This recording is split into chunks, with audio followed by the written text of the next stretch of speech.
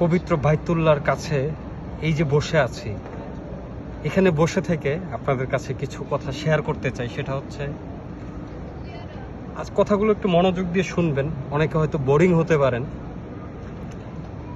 আমি এই পবিত্র বাইতুল্লাহ এসে কোটিপতি হয়ে গেছি আলহামদুলিল্লাহ। এক কথায় আমি কোটি টাকার মালিক হয়ে গেছি। অনেকে প্রশ্ন করতে পারেন, ভাই কিভাবে? আসলে আমাদেরকে সেই ট্রিক্স, সেই মাধ্যমটা, সেই জায়গাটা একটু দেখায়া দেন। অনেকে হয়তো ভাবতে পারেন বা প্রশ্ন করতে পারেন। আমি যে এখানে বসে আছি না, এখানে আসতে পৃথিবীর অনেক মানুষের অনেক অনেক স্বপ্ন দেখতে হয়, অনেক পরিকল্পনা করতে হয়।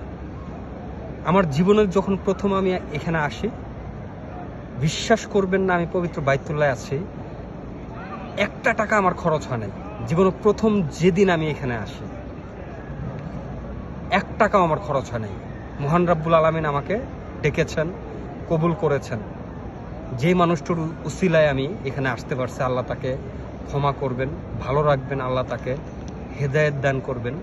সে মানুষের সাথে যদি আমার এখন কথাবার্তা হয় না, তবে সে মানুষটির কারণেই আমি এখানে আসতে পারছি। আমি জীবনে প্রথম একসাথে 13 জন হাজি নিয়ে আসি। তখন এই তাও যে ভিডিওটা যে ফেসবুক পেজে দেখছেন, তখন এই প্রতিষ্ঠানটি ছিল না। তো আমি যে প্রতিষ্ঠানে ছিলাম, সেই প্রতিষ্ঠান থেকে পাঠানো হয়েছে 13 জন হাজি সহ। আমার ভেতরে ছটফট করতেছে। প্রথম আসছি, এক টাকাও খরচ হয় নাই। দ্বিতীয়বার আল্লাহ আবার কবুল করছে, তখনও আমার কোনো টাকা খরচ হয়নি।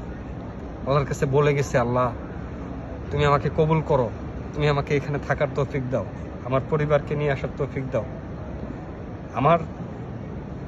আমি শুধু এতটুকু বলবো, আপনাদের মনের যে আকাঙ্ক্ষা এই বাইতুল্লাহ নিয়ে, পবিত্র মসজিদে নববী নিয়ে, আল্লাহর কাছে বলুন, আল্লাহ যেন আপনাদেরকে এখানে বারবার নিয়ে আসে, এখানে থাকার তৌফিক দান করেন। পৃথিবীটা তুত একেবারে কিছু না। এখানে আসলে পৃথিবীর সব কিছু অন্যরকম হয়ে যায়। তো যেটা বলছিলাম, যে টাকা পয়সা দিয়ে মানে কোটিপতি হওয়ার যে বিষয়টা দেখেন, এখানে আসলে একটা উমরা প্যাকেজে আসলে 1.5 লাখ টাকা খরচ হয়।